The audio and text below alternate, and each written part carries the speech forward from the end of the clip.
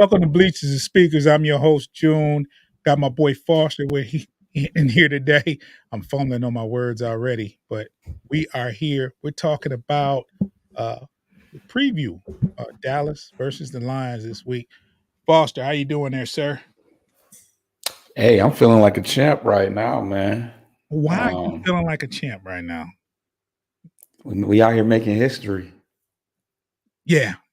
Um, we were on the show Wednesday with the counterparts, NFC rival counterparts, and I was trying to be humble.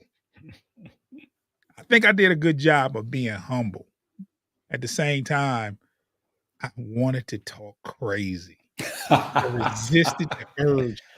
If you noticed, Pay and Dave had some very subtle jabs, and I was triggered. the I was like, first. okay, all right, you know, but I weathered the storm because they haven't seen trolling June yet. They don't want to see that. They don't. They don't. They don't They want to see don't that. they don't understand trolling June.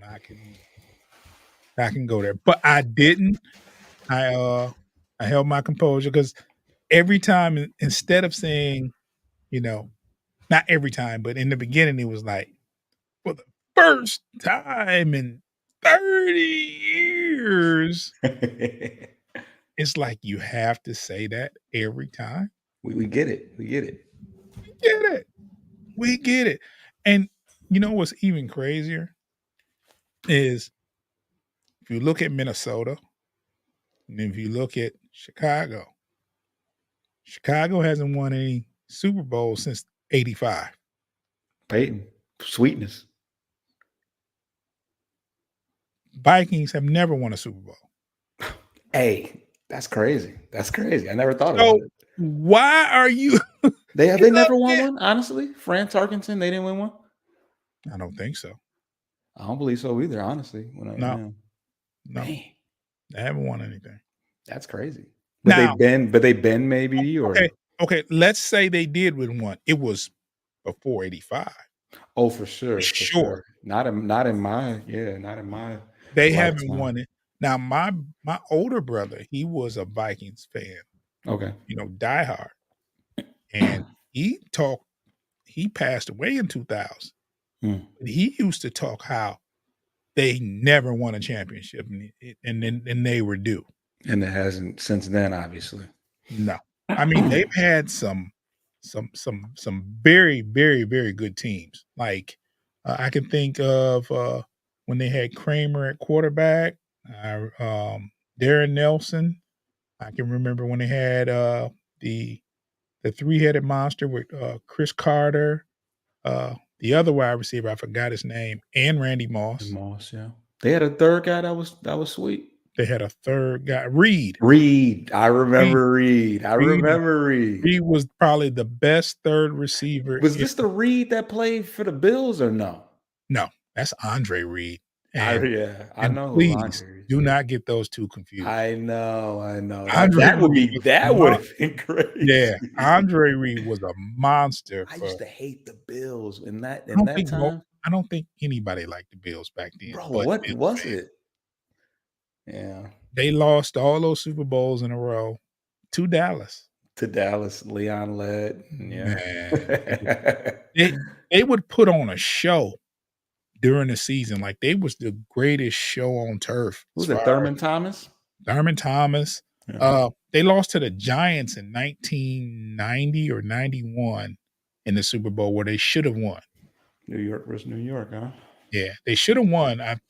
They missed a field goal, and actually, the Giants were playing with a backup quarterback, Phil Simms, that got hurt, and they were playing with Jeff Hostetler. And that's when he emerged. Did Jeff Hostetler win a? Okay, He wow. won a Super Bowl with the Giants that I year. remember him being so mediocre. Yeah, they won the Super Bowl, but Thurman Thomas was all world that game. Yeah. And he lost. Missed the field goal. That's young Foster right there. I think I remember that from the NFL Classics. I don't even think I was watching it then for real, for I real. did not see that game, because I was in the desert. You I in the was a military teenager. or? I was a teenager in Desert Storm, and I Oh, heard wow. Yeah. yeah, for sure. Yeah, so They ain't let you watch the game? Or oh, well, y'all was in are the you gonna trenches. you gonna watch the game in the desert there, Foster? I guess we're gonna plug it into the sand and Hey, yeah. hopefully it They works. couldn't stream that boy, huh? No, and no streaming.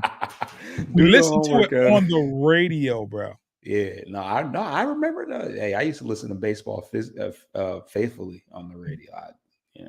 Bro, we had one of them Gilligan Islands transistor radios with the batteries in it, man. That's how we watched that's how we listened to the Super Bowl. And we listened to it faithfully. Like, we listened to it every play. Yeah, And I remember that. you learn to appreciate things when you got back to the States. Yeah. But, enough about all of that. We got off on a tangent. What was We got off that? on a tangent. We got off on a tangent. I mean, we're talking football. Yeah. We're talking football. We're talking football, and, you can have this conversation about good teams and playoff teams when your team has clinched the division, clinched a, playoff berth, and is in contention for the number 1 seed. Long shot, but It's a long shot, but we're in contention. We're not out of it. mhm. And if we're in contention for the 1, it's a long shot for the 1 seed, but it's not a long shot for the 2 seed.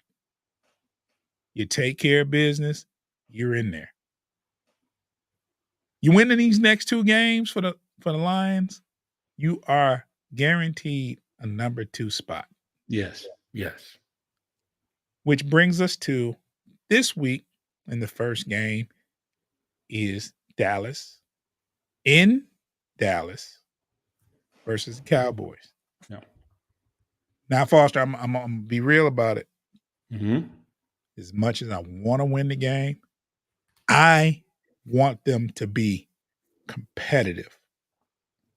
I don't want to see no blowouts unless we're the team with the, with the victory. But I want to see competitive football. These are the teams that you strive to be like.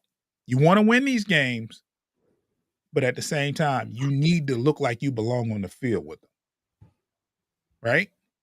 Yeah. Because I'm gonna tell you something. That Baltimore game still stings. And you've seen what they did versus Frisco. It kind of stings less It seeing how they stings did less. San Francisco. It was one of those games where it was a bad game for the Lions. And it wasn't for Baltimore. And there it was. I can see if we had a good game and they ran away with it at the end, but we were horrible from the first quarter. I think it was 28-0 at half. Yeah, that was a hard game. It's It makes brutal. me wonder who has Baltimore lost because they've lost some games. Who They have they lost to lost? Cleveland. Okay, that makes sense. They've lost to Cleveland. I believe they lost to Pittsburgh one time. I can see that. Don't quote me on that Pittsburgh game. I'm not sure. You can take a second to look it up if you want to. Cleveland for sure. Damn, I know they lost to they Cleveland. beat For sure. the Seahawks. They Yeah. have it's crazy. They have smoked some. They have beat some very good teams with the same formula: defense, and the man under center. That guy, that RPO, the stuff we have issues with. Yeah, beat the We're not Texans the only by a ones with couple those scores. issues, though. No. Yeah, they beat the Texans by a couple scores. They beat the Browns once 28-3. They smoked us, of course. They beat the Seahawks by 34 points. Mm-hmm. They beat the Bengals by 2 touchdowns. Like they are beating They're the tar blowing out of teams out. teams.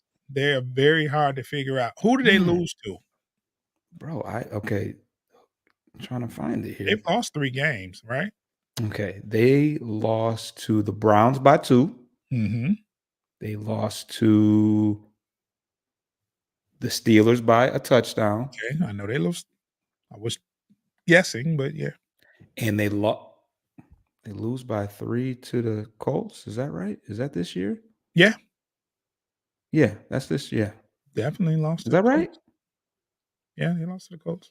That's weird. That was, I think, I want to say that's when Richardson was. Well, no, it was Minshew playing. But anyways, yeah, those are The those are Colts the are losses. sneaky though. Yeah, and that was only a 3-point game as Yeah. well. Like when they lose, they were right there. They are having a crazy year. Yeah. Like they've lost 3 games and it seems like when they win, they're blowing teams out the water. Like it's not even close. Like they make everybody look bad and we can't just say the Lions look like they didn't belong because you just saw Frisco had all hands on deck and they were up 5-0. And in the fourth quarter, they're down 36-7 or whatever score it was bad. Yeah, Because I couldn't help but think this score is gonna look identical to what they did to us. And they were up 5-0. They had a safety and a field goal. Because yeah. I I remember posted that you posted San Francisco Giants it was the versus Orioles. the Orioles. Yeah, it was a football score, but you could tell, like, right after that, they got busy. Like, it was just they forced turnovers. That offense got to moving the ball, run option. The RPO with Lamar Jackson is when he's on, and he was on versus the Lions. Like, he hit every wide receiver in the Those numbers. tight ends were. Man, Yeah, what? It yeah, was it was bad. It was bad. But, yeah. we got Dallas this week. I'm pretty confident, going into the game. It's a worry-free game for as a fan for me because I don't wanna be sound like I'm content, but at the same time, I'm not worried, uh, I wanna be injury-free, and I want us to play and look competitive. I do think as of late that Dallas hasn't been playing well, and it's hard for a good NFL team to lose 3 games in a row, and they've just lost 2. So, the odds are definitely not in our favor. With it being in Dallas, they've just on a 2-game losing streak, and everything's on the line for them, Yeah, like the yeah. division and everything. So, they have to, they really have this is a must-win game for them. It's not a must-win game for us. Isn't that crazy? It's crazy, Yeah, right? And we know it just takes me back to the Green Bay game and the Chicago game. Both games at home. No, no, no. Chicago was away. The one we lost the was away. second time. Yeah, the Yeah, second. yeah. The one we lost is away. But Thanksgiving versus Green Bay, we didn't look good, and that game kinda hurts more now than it did before. Yeah, yeah, Think about it, Foster, and the reason I say that you take we win. Let's say you win that game on Thanksgiving. You're 12-3 right now. yeah. I mean, I can't say it's any more of a issue than the way the Dallas got smoked versus the Bills. Like road game, what didn't show up prepared to play. I mean, you're not gonna win every game. All you can hope is that when it's all said and done, the last couple games, you're still in contention. And we are still in contention, not only for the NFC North, that's out the way, Mhm. for an opportunity to be a one seed. Because you're gonna have some tough games uh within your division on the road. I think that's pretty much past us. I feel like we are in no way feeling the ill effects of that game. I feel like that was just kind of a part of the ups and downs of an NFL season. Yeah. Yeah, it's gonna be this game is see, the more I think about it, it's like, we gotta win this game now. Yeah, yeah. I mean, it's it. No, I mean that'll a win. I feel like the energy and the momentum that we will have built up beating a Dallas team at home would be immense. Like this city would go crazy. You got to think Dallas is 7-0 at home. They're Mhm. 7-0 at home. Dak plays considerably better at his own house. So to win 3 in a row, because who do we Denver, Minnesota, at Minnesota, and then at Dallas, that would be monstrous. You think the Lions fans were talking Super Bowl weeks ago. They Right. beat Dallas this week in Dallas. The fans are gonna go crazy, and they're going the Super Bowl. Let CJ do anything remotely good this game, Oh my God. and let's say your last game, Minnesota, you bring Houston back to get a couple reps. They are it's gonna be crazy. And this will be his second full week of practice, right? Yeah, yeah. So I mean, I mean, he hasn't hit anybody yet, but he looks pretty I mean, and then it's the blessing is that it's not a knee, it's not an ankle. Um, so his legs are 100% under him. It's just a matter if that that pectoral holds up. So, we will see. But the blessing is that we don't have to rush him and throw him in there for 100% of snaps. We can ease him in with the 25% in select situations. We don't have to throw him to the wolves immediately. So that's major that we don't, yeah, just the simple fact that we don't have to go crazy right away. Yeah, for sure. Hold that thought. We'll be back on the other side. It's time for our ads to play for our radio listeners and streaming listeners.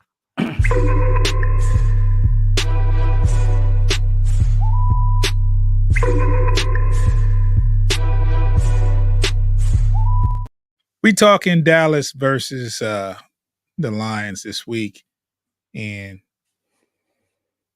I don't know. I At the beginning of the show, it's like, if we win, we win. If we don't, we don't. But as we talk, it's like we got to win this game. Like it's got to happen. Yeah.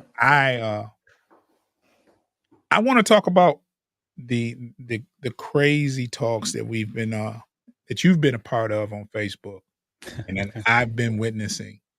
One of the things that they brought up was when CJ comes back, what are you going to do with Iffy? Right? I've heard multiple things. I've heard move Iffy to corner. I've heard move Gardner, CD Deuce to corner. I've heard a lot of things and scenarios, and it's like the past 2 weeks have been night and day for this defensive backfield with Iffy back there making plays. Mhm. I don't think you want to change that. You want to enhance it. And I also heard like, is Iffy benched once CJ Gardner's back? I don't agree with any of that. No. I think if you're going to, most Dallas is going to run a 3 wide receiver set most of the time. You don't have to change a thing. You have Gardner, you have CJ as your nickel. You throw him in there. Uh, they run a lot of 4 wide receiver sets. A lot of times you go dime back. You have 5 defensive backs back there. Mhm. You don't necessarily have to cover a tight end with a linebacker if you have a safety that's like a Brian Branch, you know what I'm saying, that can hold his own. So I think you don't change anything, you just enhance what you have. Yeah. For certain, I think as far as the pressure that if he has been able to, uh, yeah, Nick Mullins lost his starting job. Don't forget about that part of it too. You Tiger got to Town. read the question for the listeners. Yeah, my bad, my bad. I always get to. And Tiger Town says if Nick Mullins can torch us, then Dak Prescott will certainly do as well. Mm, He's gonna get his for sure. He's at home.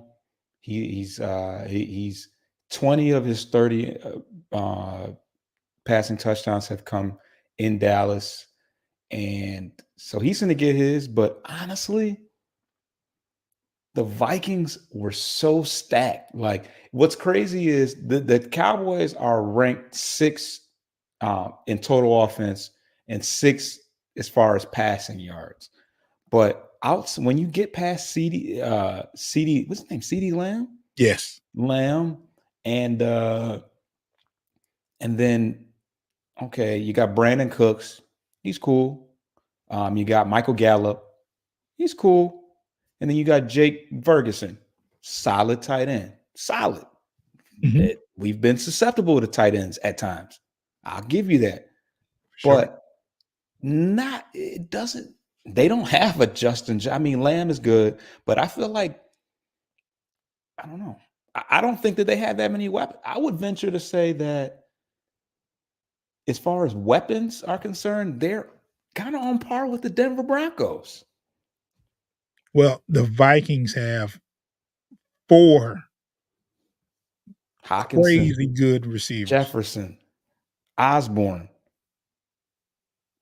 uh, Addison, Addison. Uh, who's the guy? They got a Cooks or no number Powell. 4, number 4, I forget his name. Powell is four, Powell, and then and then they they had got another. Hawk for most of the game. Huh?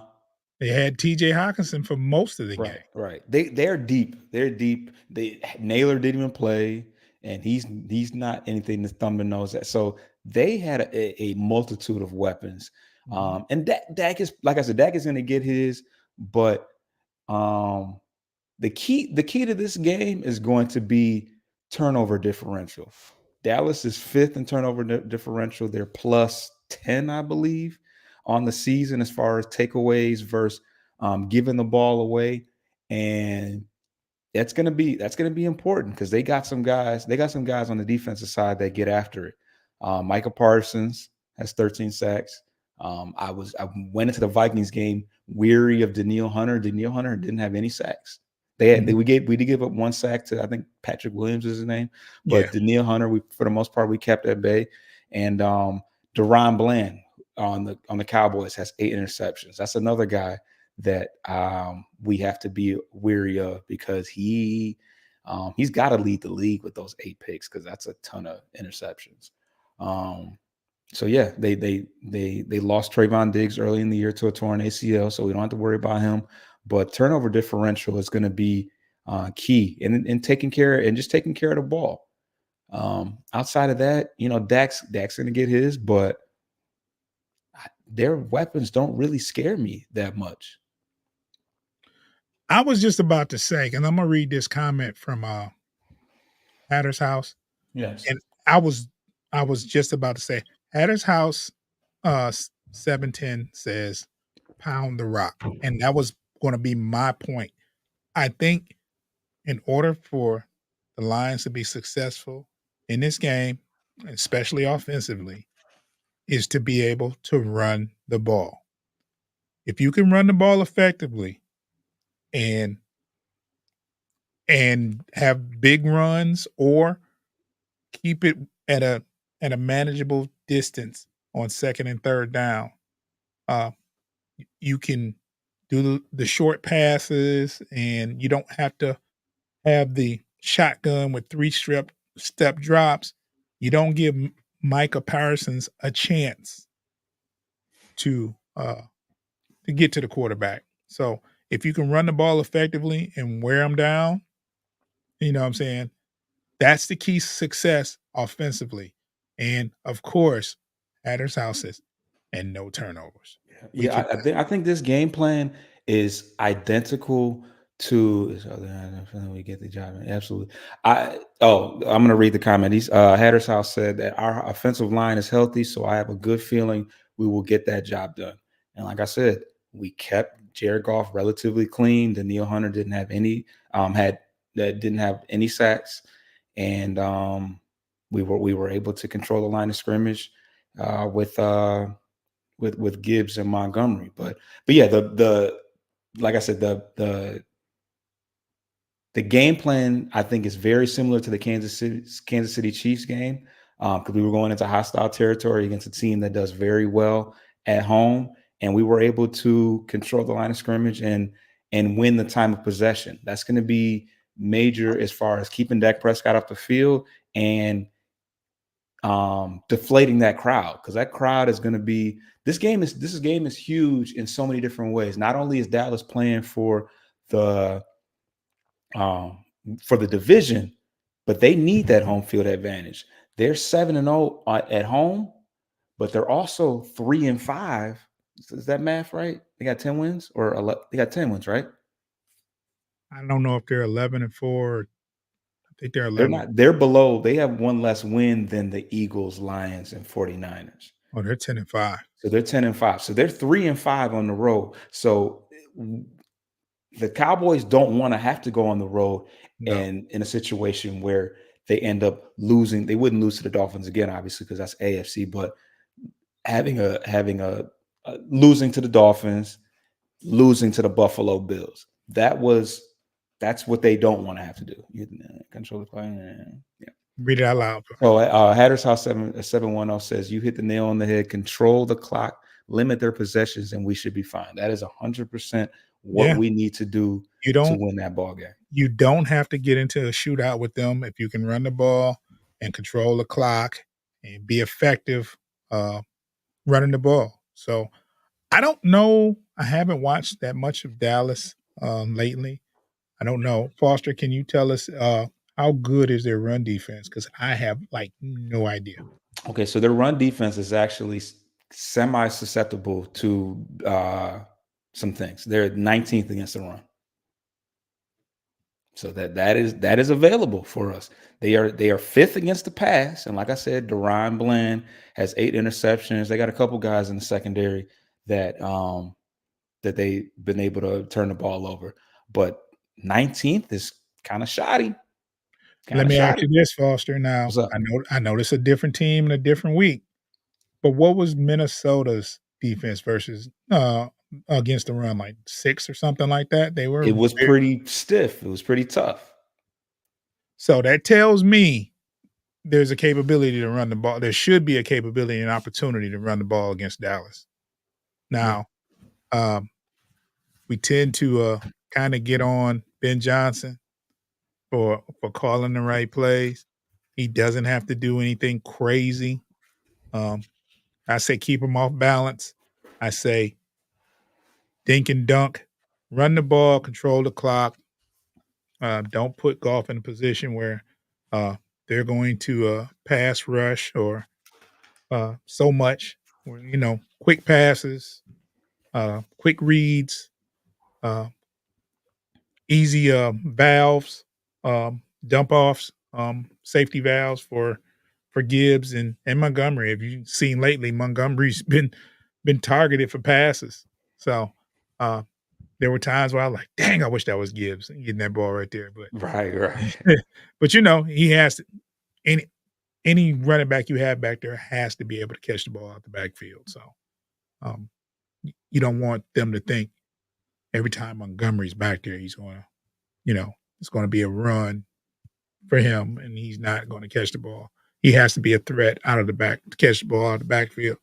But I do see this as a game that won't be an easy game, but I don't think it's an impossible game to win because when Dallas has been bad, they haven't looked very good.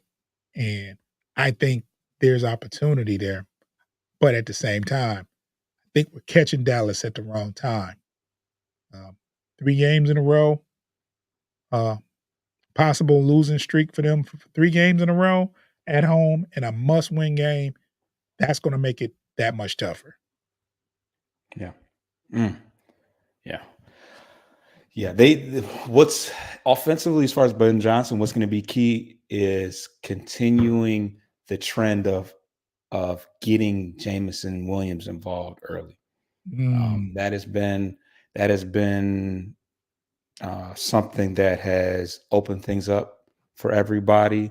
I would say because Sam Laporta didn't have such a good game last week, that this is his opportunity. But as I look at the statistics against, as far as Dallas against tight ends, and they seem pretty tough against tight ends. I think the one week that they had some struggles was against San Francisco when they San Francisco.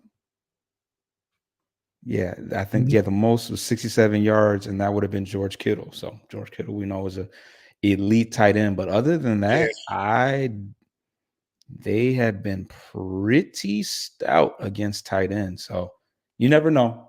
But yeah, running the ball for certain is going to open things up for everybody, and just keeping them aware of Jamison Williams, because he's looking more and more versatile week by week. Interesting fact, Foster. I would have before the Minnesota game, I would have said there's no way that the Lions could beat Minnesota without heavy input from Laporta, and he wasn't he didn't have any jump out numbers. I don't even know if he can't remember his stats, but I know it was nothing that jumped off the page.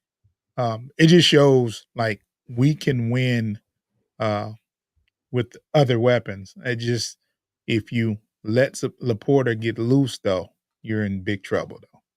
Yeah, because what he came off a 3 touchdown game Yeah, again, and it was funny because I was watching the podcast that Amon Ross St. Brown has with his brother, and Laporta was the guest after that game, and he was like, "I only had one touchdown my entire senior year." Like yeah, and it was funny because St. Brown was basically saying like, "Yeah, it's been easier scoring in the NFL than it has been in college," which just sounds insane, but I sounds mean crazy. they didn't play. They also didn't have Jameer Gibbs and each other as other weapons on the team. So it just goes to show that when you have other weapons around you, it opens things up. It opens things up for you so much more, because I'm sure they were heavily keyed on when they were, Sure, they were the guys when they were there. for Yeah, sure. Laporta had 3 receptions and 18 yards against the Vikings. So Yeah, and if you'd have told me that's what Laporta would have had before the game, I would have said we would have lost that game. you would think, but St. Brown has 12 catches though, so I kind of mean, covers the whatever. well, I'm starting to think if St. Brown, if you flip those, where St. Brown only get 3 or 4 receptions, that we're definitely losing that game. If It could.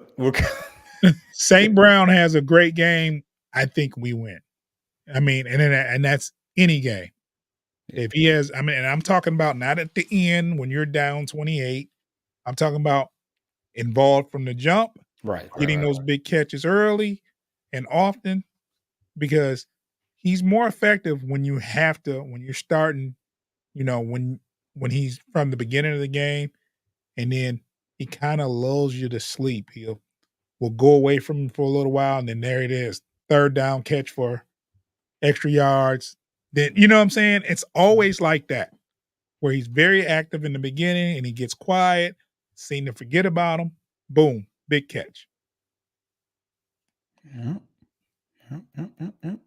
And I also like the fact that he doesn't allow them to get a big hit on him. He gets Never see down, him. Yeah, or he gets out of bounds. It's something. He's very his awareness is off the chart.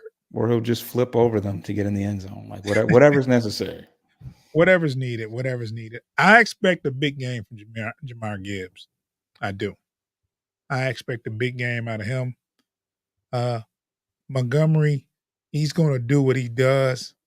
Um, this 1-2 punch is crazy. Um, it's not going to have those running backs where you're going to have a person with 100 yards and the other. You know what I'm saying?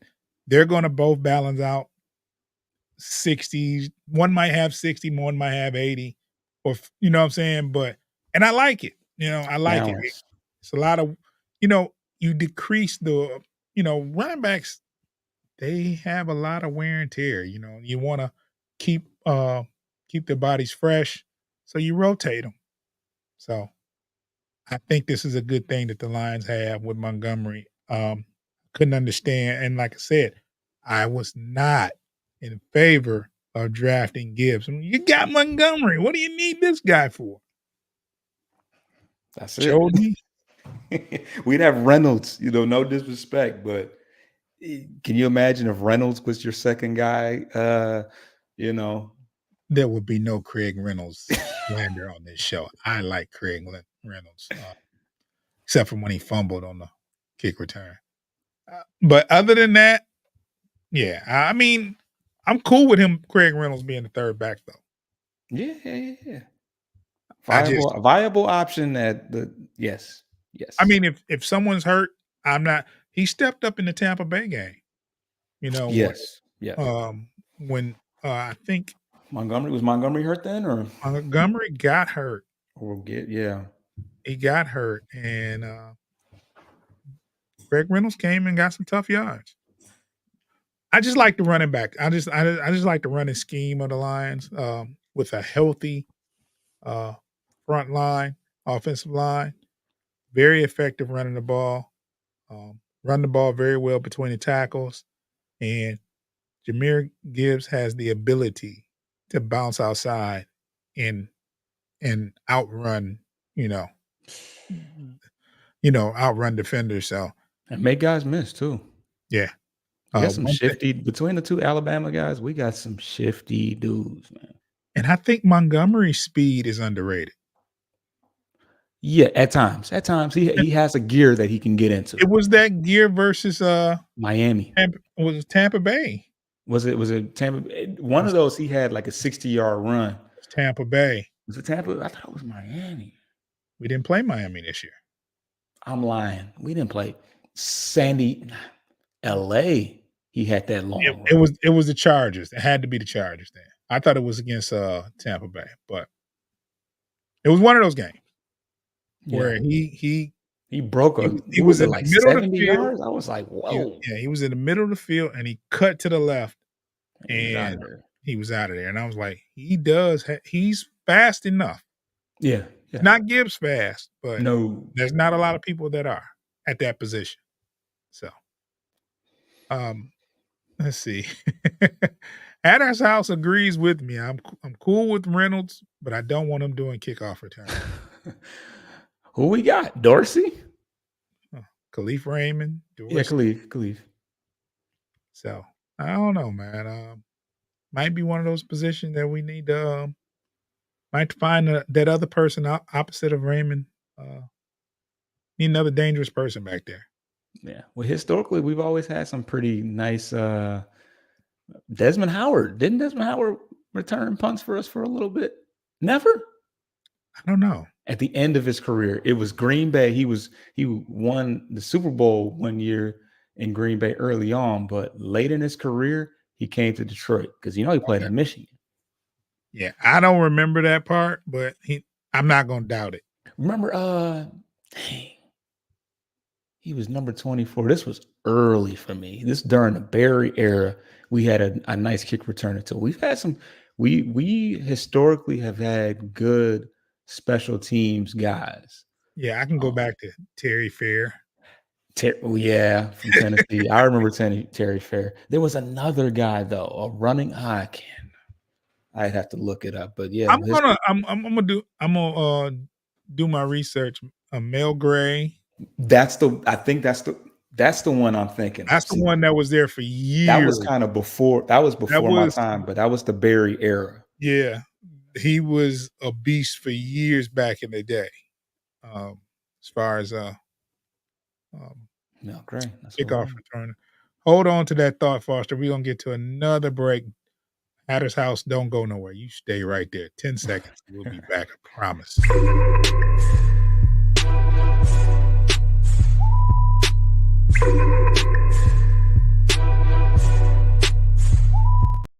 I'm gonna do my research, Foster, and figure out who these uh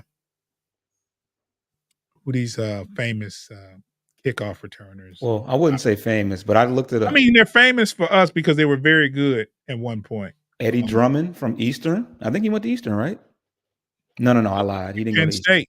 He went to Penn State. You know what? The Drum Drummond that we had recently went to Eastern. That's Yeah, what it was. Eddie Drummond went to Penn State. But yeah, Terry Fair was seventh. He's on the list too. So Okay. Well, read the list off okay, so Mel Gray was top. for That's the sure. top of the list. Eddie Legendary. Drummond was number two. Okay. Desmond Howard was number three. Okay. A Hall, Alvin Hall. Now that's old. Yeah, Yeah. he was born in 58. So Yeah. he played during the 80s. Mhm. A guy named Milburn. I don't know who that is. Me Oh, either. that's another guy that was drafted in the 90s. But yeah, that's pretty much it. Is Amir Abdullah on the list? I don't think he returned kicks. He is. He's on. He's number 20 though. Number 20. I He's do on remember it when he returned kicks. He Yeah. was our starting running back He at didn't one play point. very long though. Yeah, if No, your starting running back is returning kicks, that's nasty no. work.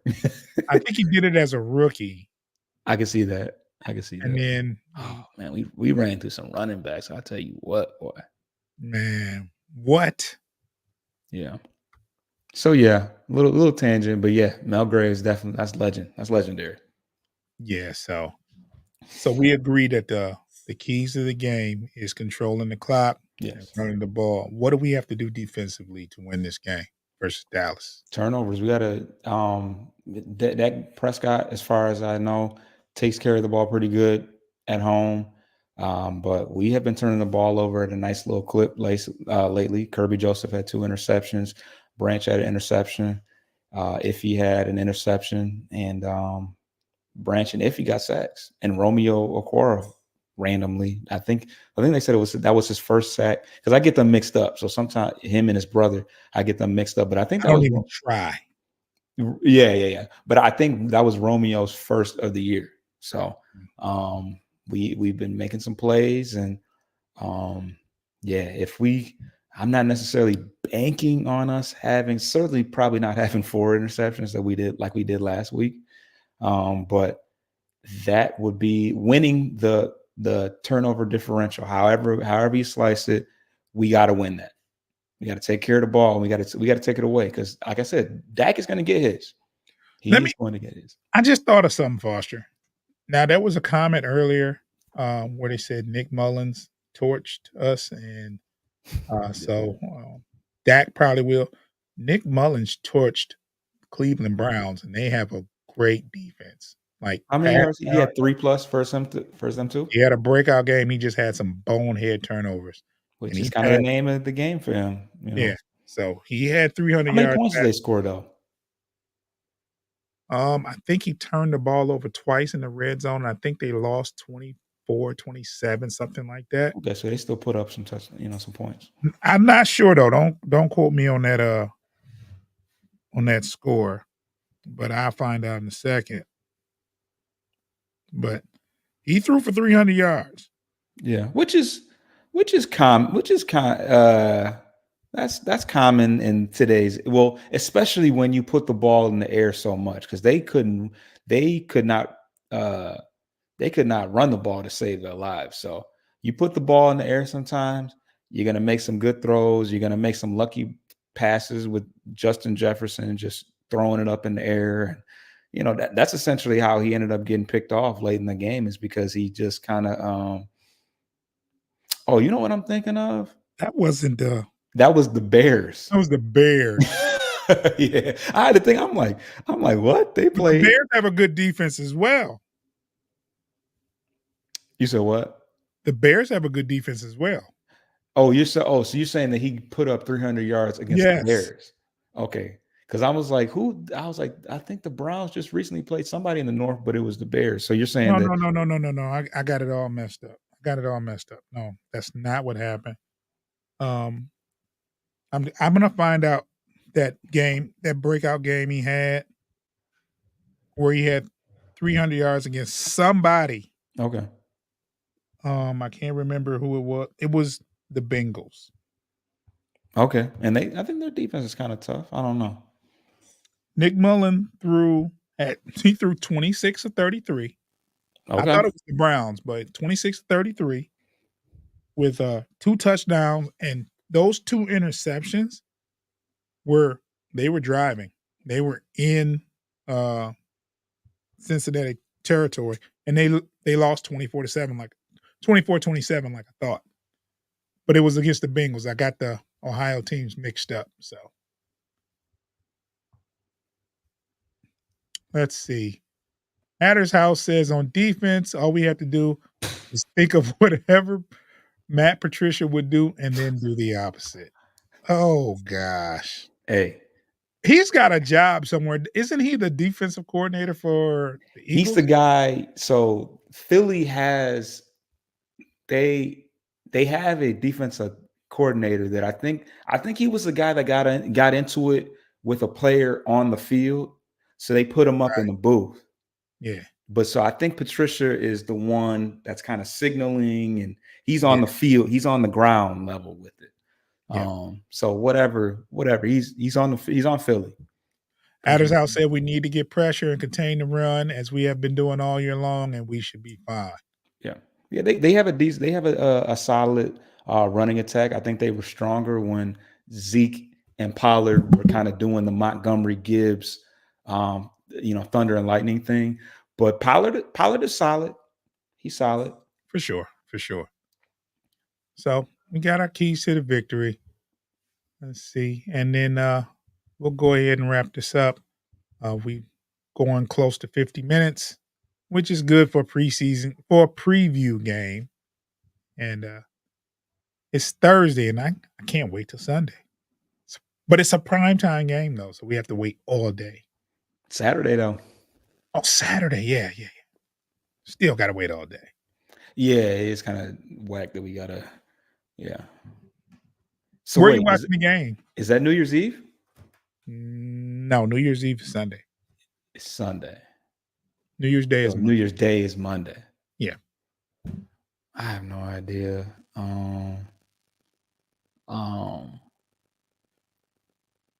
Yeah, I don't know.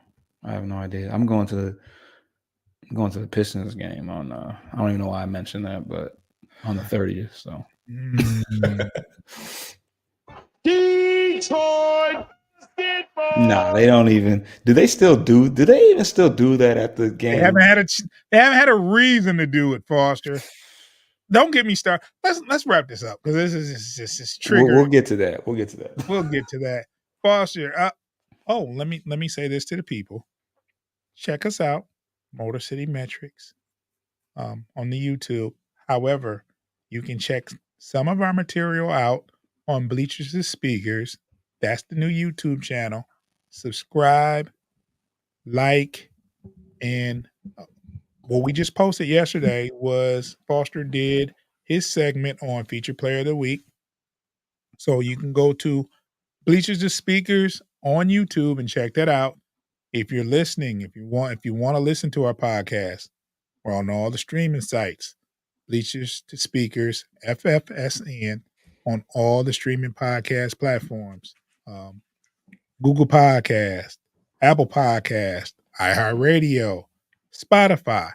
You can check us out there and download the episodes. We would deeply appreciate that. We want to wish you guys a happy new year. We will not. Well, are we doing a show Saturday night? Ooh, it's gonna be late. Yeah. Yeah. If I'm in my right mind, let's do the show Sunday. Let's plan. Let's definitely plan on it. Yeah. Well, it won't be in the evening. It'd be like Sunday around noonish. You talking about? Oh, so you want to do a preview? You want to do a pregame show? You said no, an after game show. Oh, wait, hold on. Okay, say that one more time. The Lions played Dallas Saturday night. Correct. Are we doing a show after the game? Because you said it's going to be late, so we'll do a recap on Sunday. I mean, yeah, we should probably bank for just at least doing even if that one is a shorter show. You the one that said you'll be I'm with it. I'll be Yeah. right here. No, we need to definitely try to. I mean, this game could be crazy. This could there might be a lot to talk about after this game. So, We'll um, plan to do a at least a quick show after that. Hatter's house is in Cali, so it's 5 o'clock for him. That's what's Yeah. up. See, the thing is, Foster tends to have a cup being filled and emptied a lot during the game without me giving it all away. There's a lot of consumption going on during the game. Of water. Stay hydrated. It's water based, I guess. It is a liquid, but yeah. So we don't know. I, we'll do something if it's even if it's a shorter version of the show. We'll be on. So you got any last words when we get out here, Foster? Man, shock the world, man. They're 7-0. They're 7-0 at home. We need to try to go in there and solidify a second seed, and time we got to win that time of possession battle and take care of the ball and take it away. It sounds simple enough, but that's what we got. That's what we got to do. And I'm gonna say shock the world. The Pistons will beat Boston tonight. No.